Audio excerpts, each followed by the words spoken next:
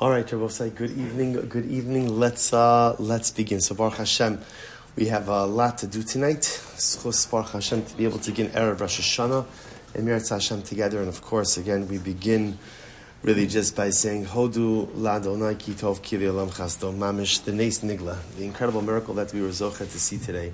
181 missiles being fired by our enemies, and Baruch Hashem a million times over, to see the tremendous and overwhelming salvation that HaKadosh Baruch Hu provided for us, while at the same time, again, with heartbreak, the terror attack that occurred in Yafo, that claimed 7 lives, overwhelming. The dialectic of Klal Yisrael, that on one hand celebrating Nisim and Iflos, but on the other hand also reflecting on that which we have lost. And Halavai, we should be zocha that Amir Hashem, as we enter into this last day of Tafshin Pei Dalet, that we should be zocha that Amir Hashem.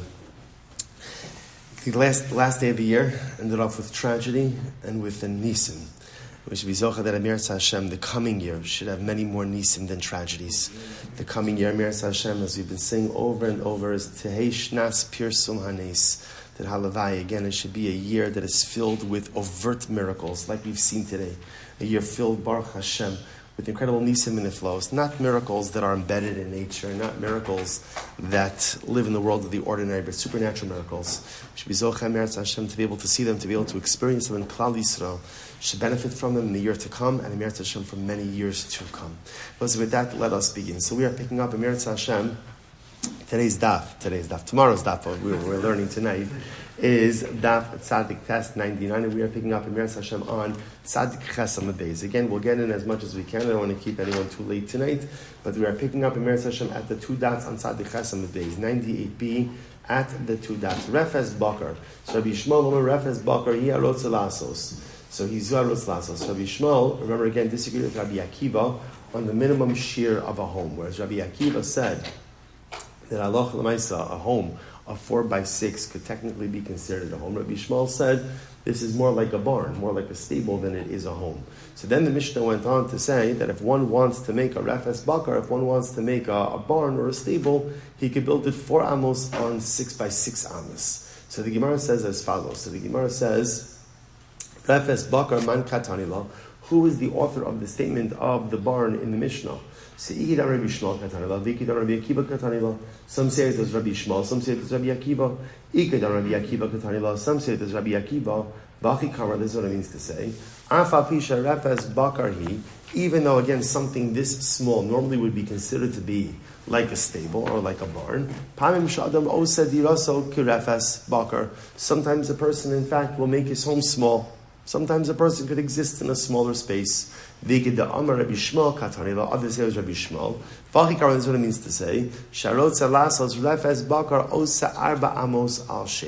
Akiva said that others say it was Rabbi Shmuel. And Rabbi Shmuel is commenting and he's saying a house has to be larger, but if one wants to make a refes bakar, then one can make a refes bakar 4 amos by 6 amos. Traklin Yud al Yud. So a traklin is 10 amos by 10 amos. My traklin, what is a traklin? Kupsa Beivardi. It is a pavilion surrounded by a rose garden. Tani, the kantir shteim esrei al Yud Beis. And a kantir is 12 amos by 12 amos. My kantir, what's a kantir? Tarbetz Abhadni. It is the garden, the large garden which is in front of a mansion. Okay, so the Gemara goes weiter. Romo kechatzi arko v'chatzi arko rachba rayla darvishim gamliolo. Merkevin heichal. So then the Mishnah ended off with the rule. What was the rule? The rule was that in general, when it comes to structures, the height of a particular structure is the equivalent of half the width plus half the length. What's the proof to this?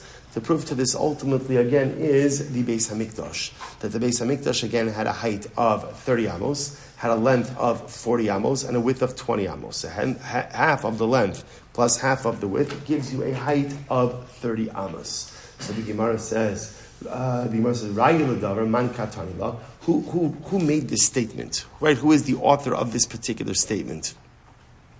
So the Gemara says, Ikeda Am Rabbi Shimon Gamliel Katanilo. Some say it's Rabbi Shimon Gamliel. This is what it means to say. Raya L'Davar Minayin. From where do we know a raya proof to this concept that in general the height of a structure is half the length plus half the width? Rabbi Shimon Gamliel Akol Kabinyan Ahechol. Everything is modeled after the building of the Beis Hamikdash. Others say Tanakama Katanila, Rabbi Shmuel Atmuye Kamatama. So others say the Tanakama was the one who espoused this principle, and Rabbi Shmuel was the one who was intrigued by it. Like, where do you get this from? Tanakama Rayaminayin Binyan Hechel Atu Kuli Amaka Binyan Hechel Abdi. And again, he responds, I understand you're bringing a raya from the Beis Hamikdash, but that's presupposing that all building is done like the Beis Hamikdash. Who says that all building is done in accordance with the Beis Hamikdash? Okay, Tanya Achirim Omrim. The Achirim say Rumo Kikarosav. That ultimately, again, the height of any structure is the equivalent to the length of its beams. I velema rumo karachbo. So why don't you just go ahead and say that the height is the equivalent to the width? Sometimes a home structure becomes wider on top. Furthermore, again, there's also the sockets. So because of that.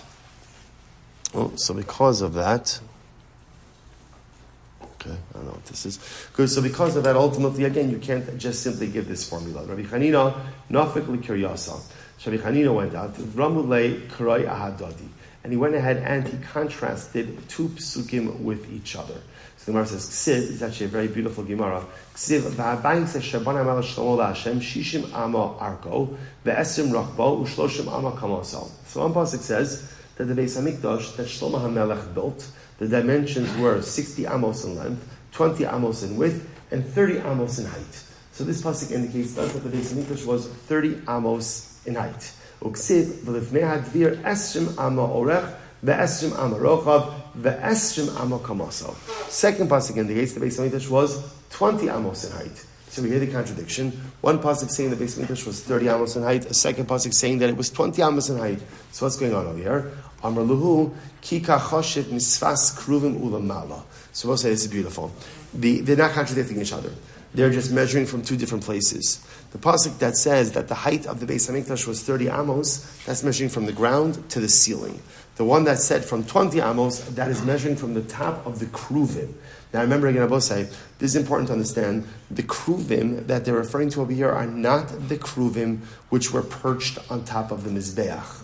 They're talking about the fact that Shlomo HaMelech made an additional set of kruvim that were stationed on the floor of the Kodesh HaKadoshim. Take a look at the last Rashban. The Rashban says, Kika Chashiv, it's 4 letters up from the bottom, Esrim V'komas Beis Kodesh HaKadoshim, Misfas kruvim ulamala kachashiv, Shakruvim shal Shlomo, Shnayim hayu omdin ala karka. Shlomo HaMelech made 2 additional kruvim, which were situated on the ground. One was situated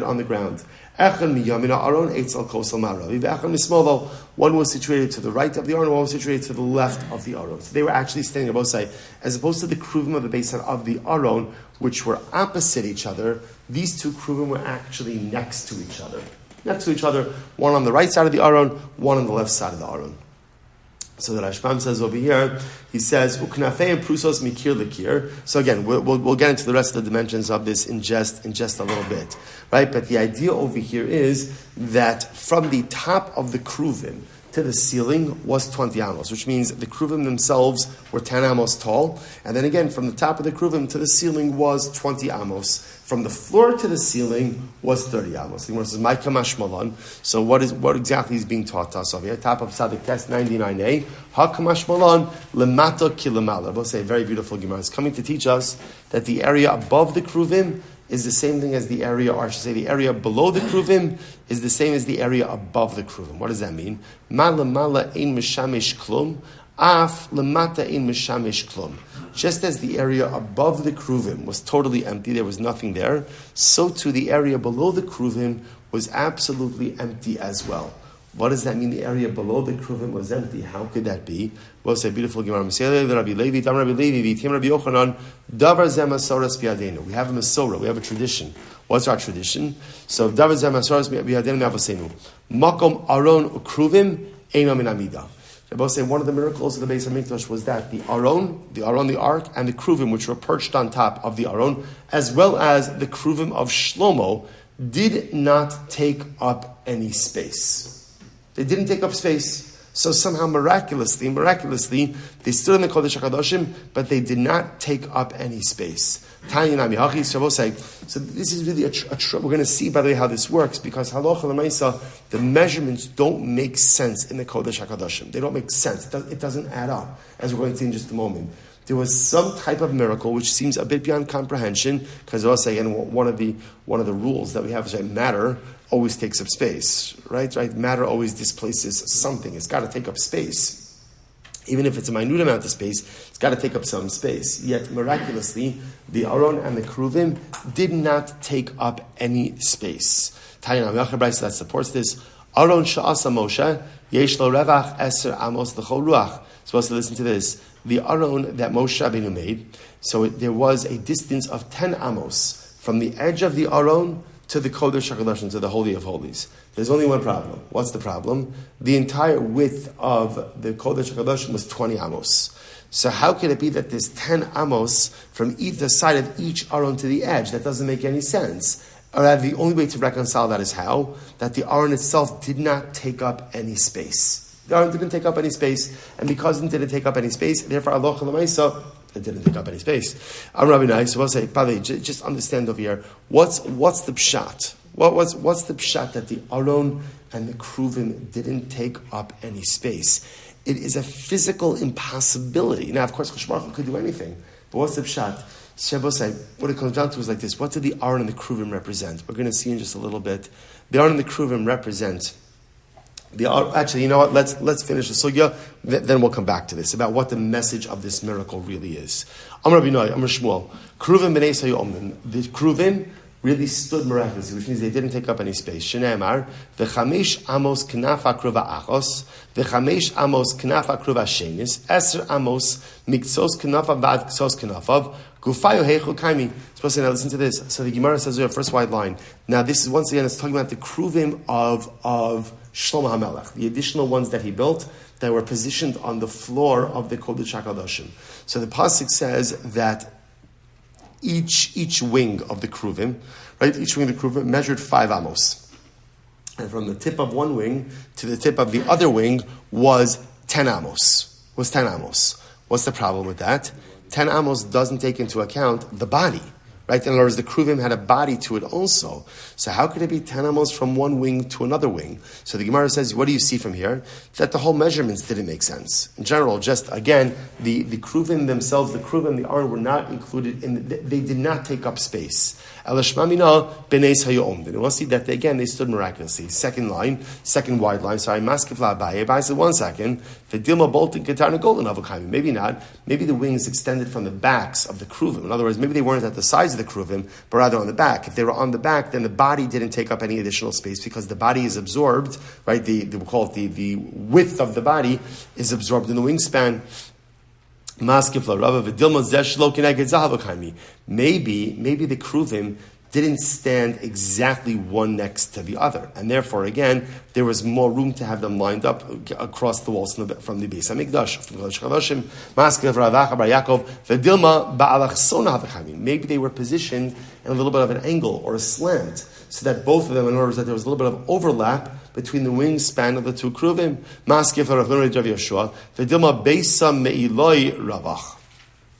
If you take a look, Maskifla, here if you look at,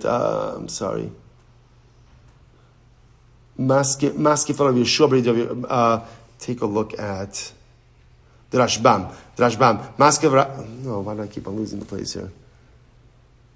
I'm sorry. Maskifla of Achabayach of Dumlach, son of Havik, Maskifla of Huna B'Rav Yeshua, sorry. Vidilma Beisamei Loi Rabach. Maskifla of Papa, sorry. Vidilma, Mekaf Havu Kaifi Yadaihu. Maybe the wings were bent. In other words, we always assume the wings were outstretched. Maybe they weren't outstretched. Maybe they were a little bit bent. In other words, we'll say we're just trying to reconcile the wingspans with the length of the Kodesh HaKadoshim. And the problem is, it doesn't make sense. So therefore, it leads the Gemara to the conclusion, it must be the Kruvim did not take up any active space.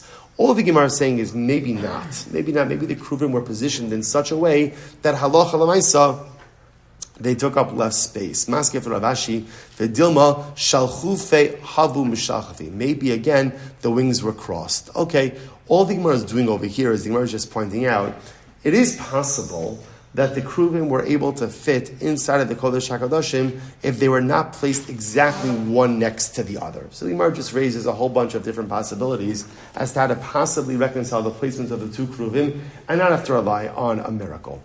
So again, essentially, you have two schools of thought over here by the kruvim.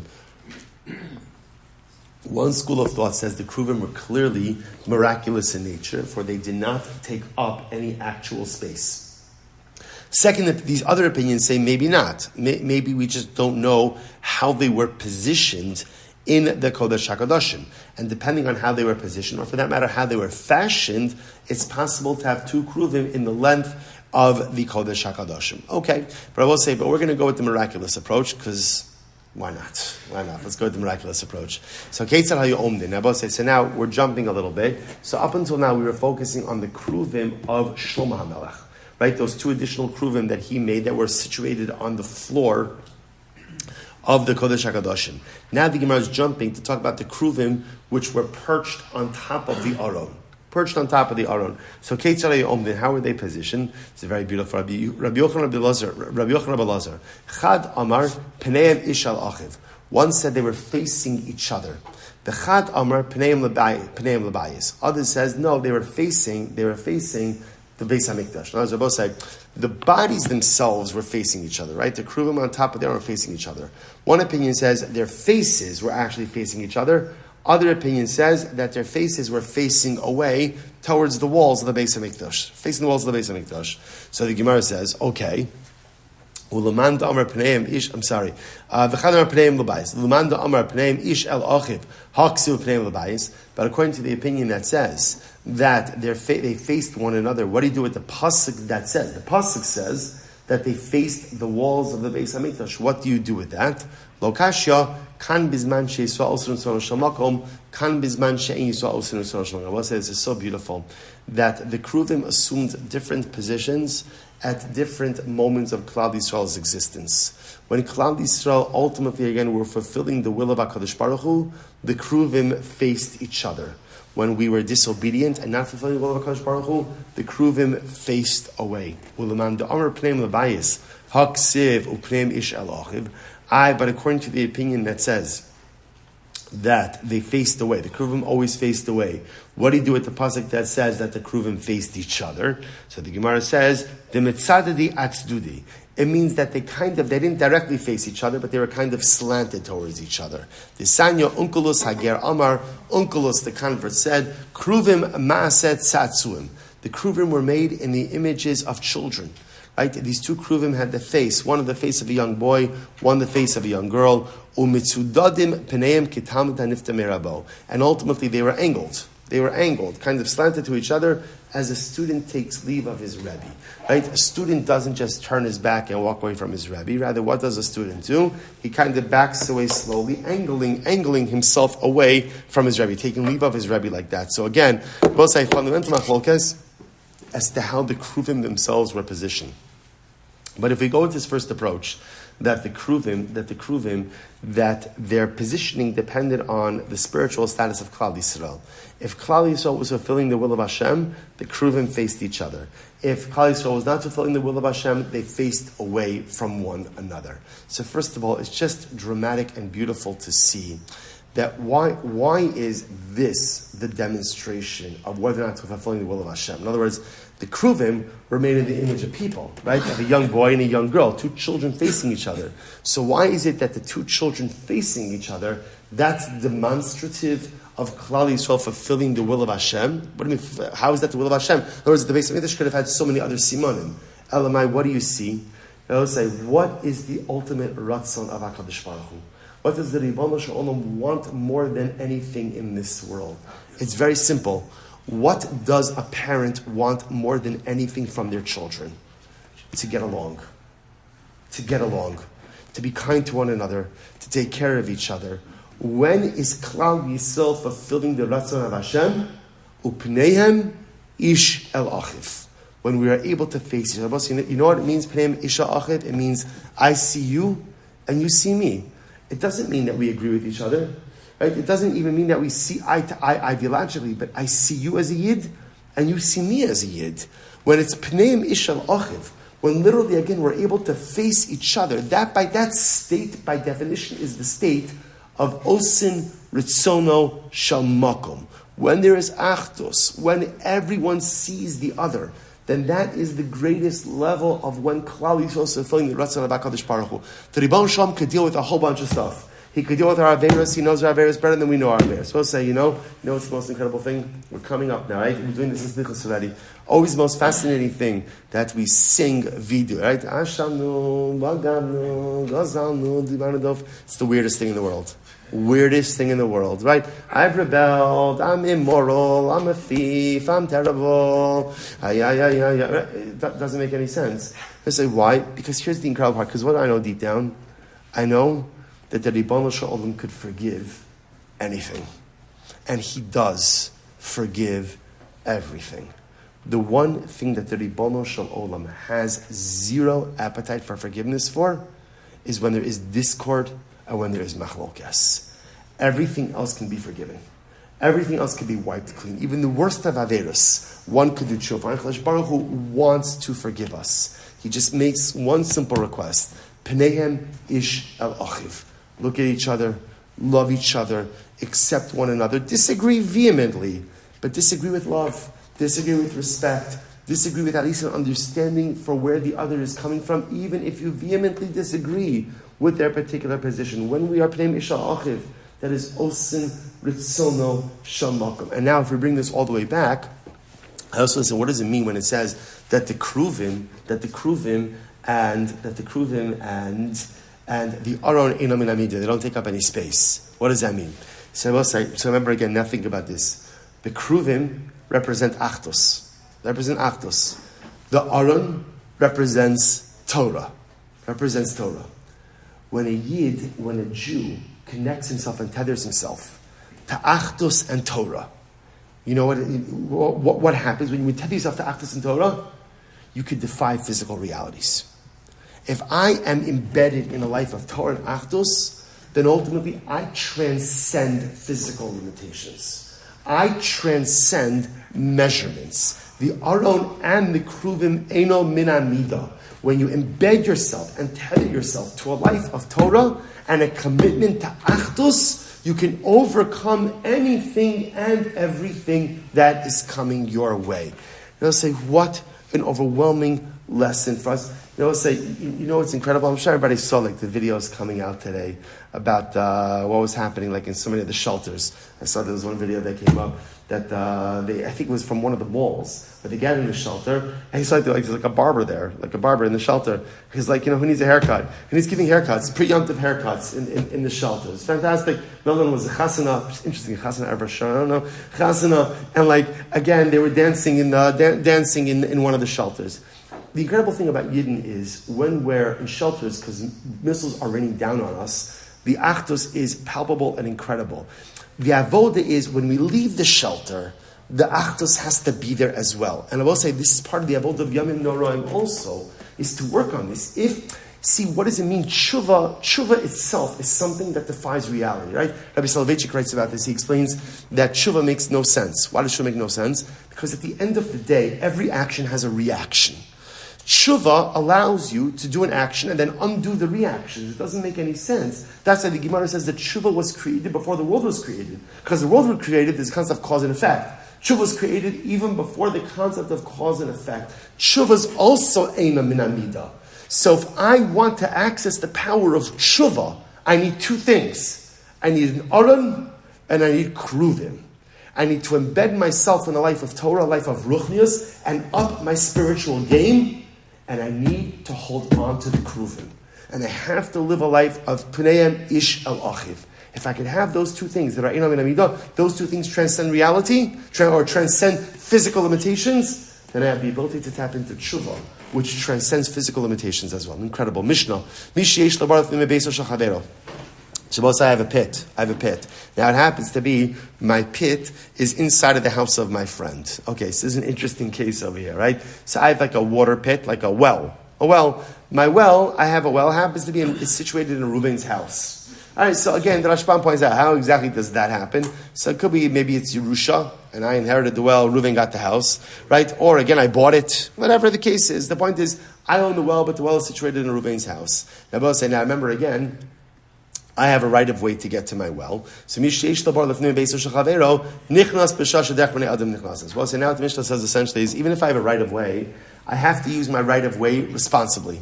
And I can only use my right of way in a way that is convenient for the person who lives in the house. I can't access the bar whenever I want, but rather, again, I could go in at a time when people normally enter into someone else's home. Right? Nichnasin v'yotzei b'shah, sorry, b'nichnasin. Yotzei b'shah shadech b'nei adam yotzin. I could go in and people normally go in. I can go out and people normally go out. Ve'eno machnis behemto, and I can't bring my animal into Reuven's house to have him drink from the well. Rather, again, if I want to water my animal from the well, what do I have to do? I have to draw from the well and take it outside.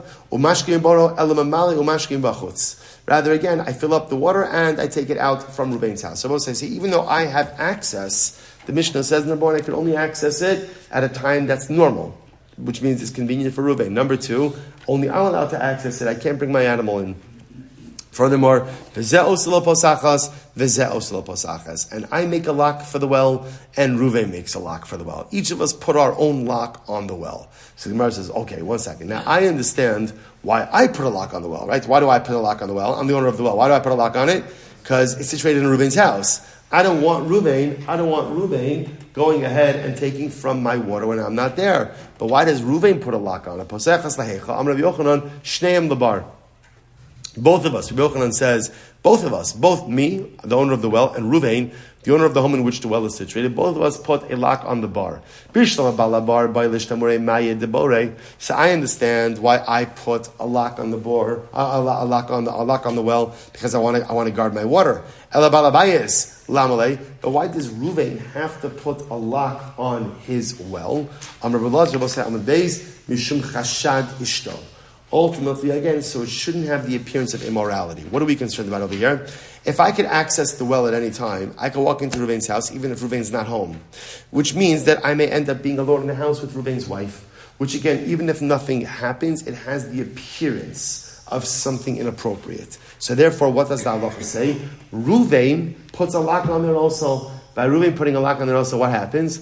I'm not coming there unless what? Unless Reuven's there, because it doesn't make any sense, because otherwise, halacha l'maaseh, again, I may not get access to the well. Incredible. Mishnah. Similar idea. We'll say, watch this. Reuven has a field or a garden, and I have a garden. Literally, lifnim means inside of Reuven's garden. What it really means, if you can imagine, is behind Reuven's garden, right? So Reuven has a garden. My garden is behind his. And obviously, the only way for me to access my garden is how? To walk through Reuven's property. So what's the halacha? Nichnas b'shasha dech b'nei adam nichnasin. V'yotzei b'shasha dech b'nei adam yotzin. So I could go in when it's normal for people to go in, and I can go out when it's normal for people to go out. In other words, that my access to my field, even though I have a right of way, my access is limited to normal usage. Whatever is called normal usage, that's what I'm restricted by. I can't bring merchants. So now, let's say again, my garden is there. I want to bring in some merchants. I want them to see my produce. I can't go ahead and bring the merchants through the right of way, through Reuven's field into my field. What's the idea? The idea is that although I have the right of way, who is the right of way for? Who is it for? It's for me. It's not for anyone else. Because also remember again, even though I have the right of way, who owns that land of the right of way? Who owns it? Reuven owns it. Right? So because Reuven owns it, therefore, halacha l'maaseh, again, I am limited in usage of it. I also can't use that right of way to enter into another field. Like in other words, we'll say, so the use of the right of way is limited for use of the field that is directly behind Reuven's, but I can't use that right of way to access another field of mine. So let's say we actually saw this halacha before. Who has the right to seed the right of way? Reuven. Not C-E-D-E. S-E-E-D. Who has the right to plant it? Right? Who has the right to plant the right of way? Ultimately, again, that's Reuven. Because also remember again, what rights do I have in the right of way? What rights do I have in that? Access. No ownership. So I have the right to use it. But ultimately it belongs to Reuven. So because of that, Reuven has the right to plant it. Now, of course, again, in parentheses, Reuven can plant it, but he has to understand full well that's what?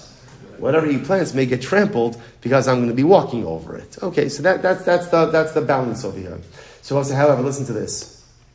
Let's say Reuven and I worked something and we said, you know what? Instead of giving me a right of way, like right down the middle of the field, Reuven agrees to give me a right of way by the edge of the field. And I agree to it also, even though it could very well be that a right of way by the edge of the field may be a little bit less convenient, but let's assume that we do it. So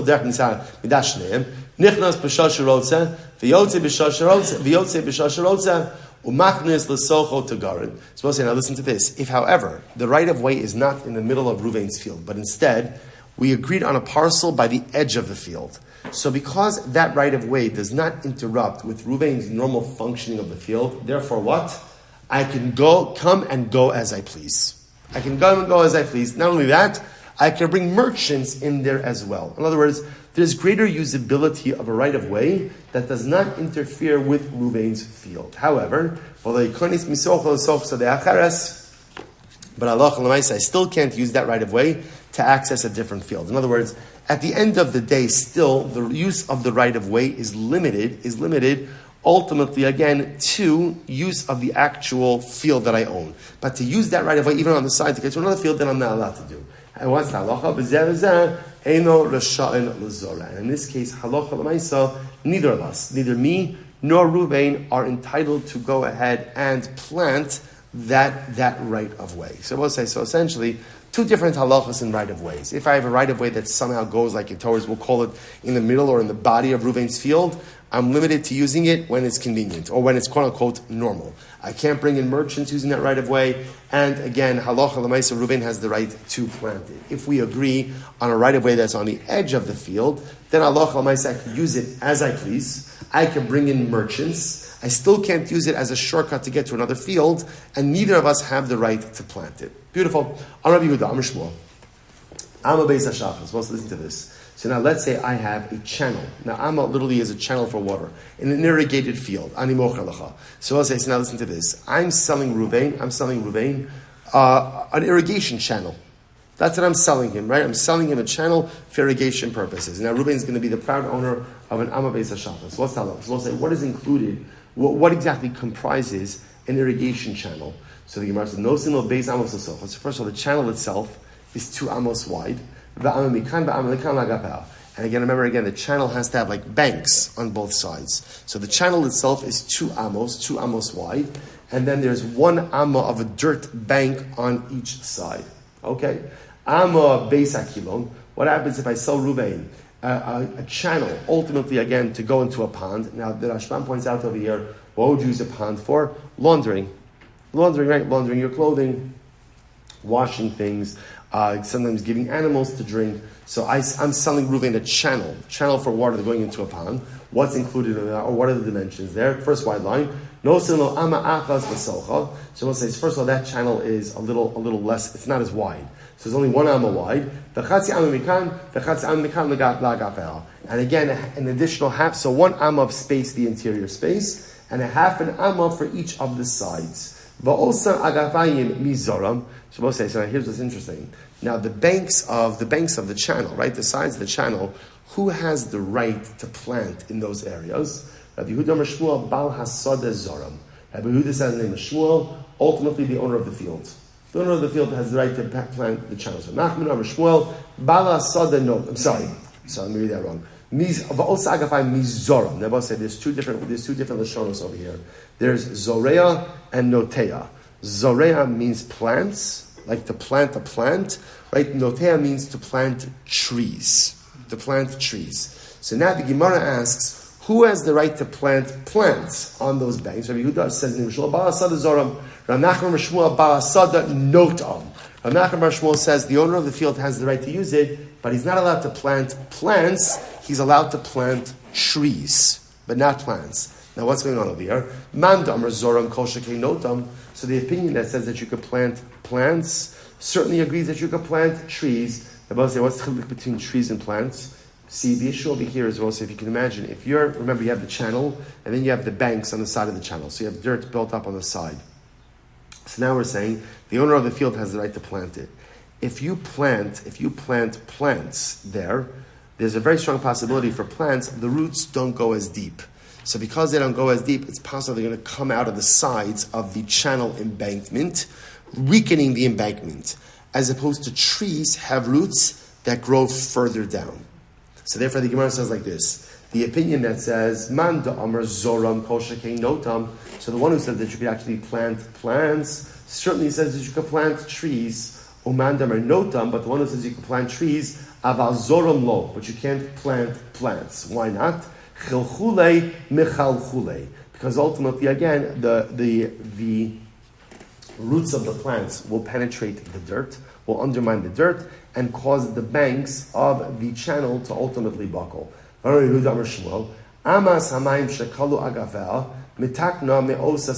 so we'll say, so along these same lines. So now let's say again, I go ahead and I sell Reuven the channel. Right? So let's just keep it simple. An irrigation channel. So therefore what happens in an irrigation channel? 2 amos of width, and 1 amma on each side of the embankment. Now what happens? Over time, the embankments crumble. They have to be built back up. So now the shaila is very interesting. So the shaila is now, or Yehuda says in Rabbi Shmuel, so ultimately, V'takname osa sada. Reuven is the owner of the channel, I'm the owner of the field. Reuven is allowed to take dirt from my field to rebuild the channel.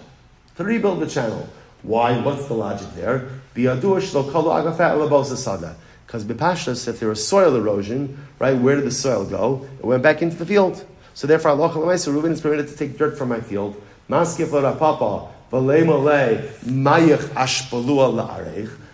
why can't I say to Reuven, you can't take soil from my field? Yeah, there was erosion. You know where the erosion came from? The water. Your water washed away the embankment. So why should I have to go ahead and give you dirt? So Papa says no, because I will say this is part of the understanding. When you go ahead and you sell a channel, right, and it is situated in your field, it is understood that over time there is embankment erosion, and halacha l'maisa, who is obligated to go ahead and who is obligated to furnish the dirt to rebuild the embankment? Ultimately, again, the owner of the field. I will say there is a tremendous Musar Haskell in this as well. If you think about this, remember this metaphor of soil erosion. Right, Adam. Right, remember again on Rosh Hashanah we celebrate the creation of man. Adam is Hashem Adama. Adam was created from the man, from the earth. They'll say, what happens over the course of the journey of life? What happens? The soil gets eroded. Right, it's just parts of me that wash away. And I will say, no, you ever have like one of these moments where you look in the mirror and you're like, what happened? What happened? Like where? I had like so many dreams and aspirations, and I used to think so big and dream so big. And what happened? And the truth is, over time, the personalistic soil erodes. It erodes. So now I want to build myself back. I want to build back better. Right? I want to go ahead and build myself back. So I'll say, so now the shaila is, who is responsible to help to furnish the replenished soil? So on one hand, it would be tempting to say, I am. I allowed it to wash away. It's my waters, so to speak. It's my water, my personalistic waters that washed it away. I'm obligated to wash it away. That's not how we paskin. What's the halacha? Who's obligated? The balas soda. They both say, who's the balas soda? The balas soda is the guy who's responsible for all earth, for all dirt. And who is the entity responsible for all Adam, for all earth, and for all dirt? The Ribono Shel Olam. And part of what happens on Rosh Hashanah, part of what happens in Aseret Mitzvah is the Ribono Shel Olam. Yes, there's been a lot of personalistic erosion. And I need you to give me more dirt. I need you to help me replenish me. I'm going to do my part. Of course I'm going to do my part.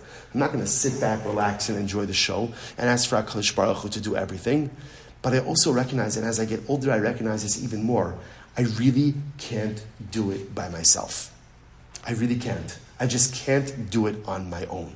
So HaKadosh Baruch Hu, what I'm asking is, you're the Baal HaSadeh, right? You're the one in charge of everything. You're the one who's in charge of all the dirt, all the earth. Give me more dirt. Give me more dirt. Let me build back up. And if you help me build back up, then the channel, water, we'll say water, what's water? Water in Yiddishkeit is everything. Water is life, water is Torah, water is Ruchnius. Water is everything. Water is everything. If you give me more dirt to build back my embankment, then I promise you, I will begin to flow in the right direction. Rosh Hashanah Yomim Noran offers us the opportunity first to take stock and to be honest. We saw this last night in the Tshuva shiur. To take stock and to think about the fact, have I experienced personalistic erosion? The answer, of course, is an unequivocal yes. The only shaila is how much erosion happened over the course of the year. Someone takes stock about the erosion. Number 2, what's my plan to build myself back better?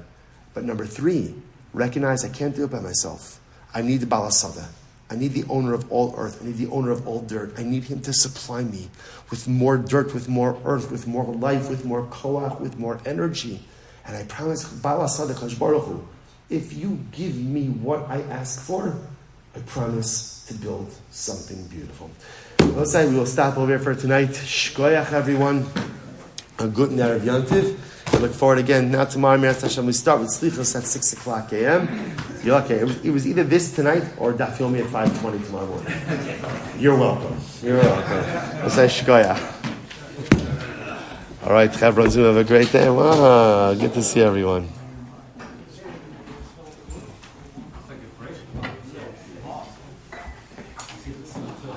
All this time I thought Shmuel was getting rid of Shmuel. Sometimes, not Shmutz. Not Shmutz. Adamo. The Shmutz, yes. The Shmutz, yes. All right, we'll say Chevron Zoom, have a great evening. A good Erev Yontiv.